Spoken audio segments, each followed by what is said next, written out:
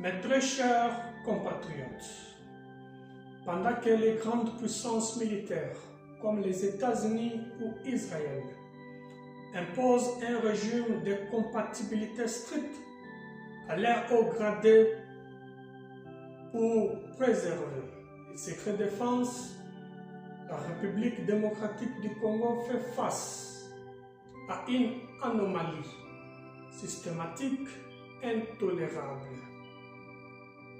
Comment accepter que certains généraux et colonels congolais détiennent des actifs financiers et installent leurs familles biologiques dans des États tierces qui orchestrent l'agression de notre pays via les terroristes du M23? Sur le plan du droit,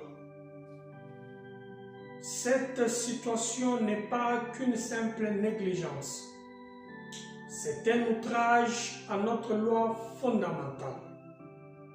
L'article 63, alinéa 3, dispose textuellement que toute autorité nationale a le devoir de sauvegarder l'unité de la République et l'intégrité de son territoire, sous peine de haute trahison. Loger sa famille et ses capitaux chez l'agresseur détruit toute capacité à honorer ses devoirs constitutionnels. L'article 187 rappelle que les forces armées sont au service de la nation entière.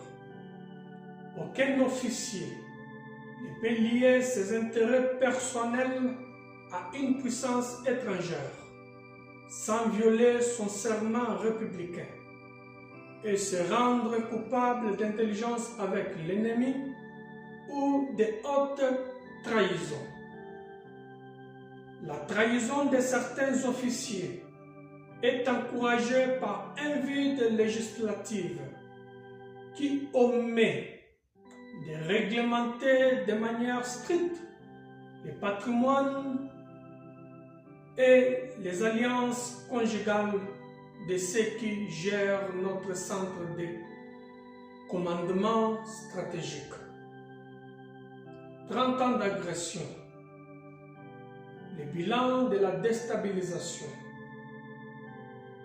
Depuis 3 décennies, notre intégrité territoriale subit un plan méthodique de subversion à travers une succession d'opérations planifiées à l'extérieur. 1. Agression initiale, période Musée-Kabila. 2. Le pillage systématique de nos ressources. 3.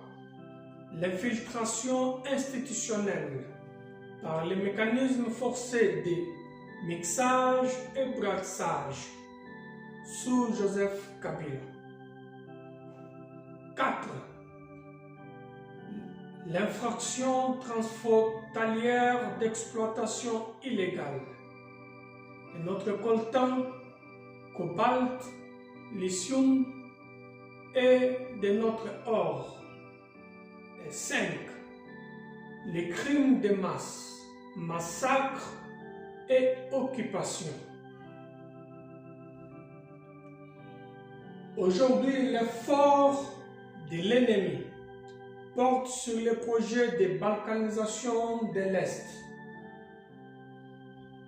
Si les étapes précédentes ont partiellement fonctionné, ce plan criminel se heurte enfin à un échec sous la gouvernance du président Félix Tshisekedi.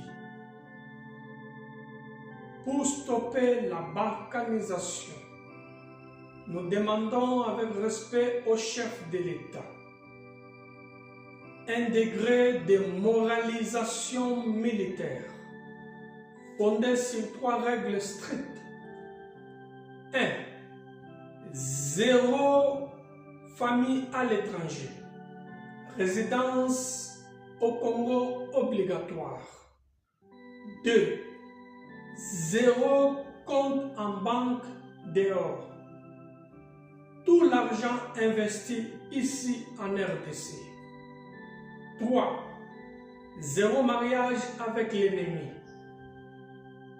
Sécurité des alliances obligatoires.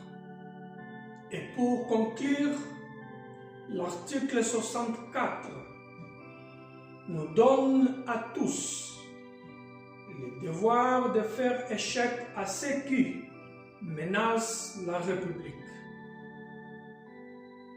Pour commander l'armée de la RDC, un officier doit lier juridiquement, financièrement, moralement son destin, sa famille et ses biens à la terre congolaise.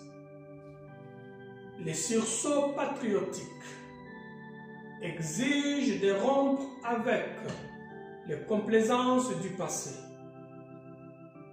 Bien que ces vérités soient contraignantes, mais elle est la condition sine qua non de notre victoire définitive. Je vous remercie.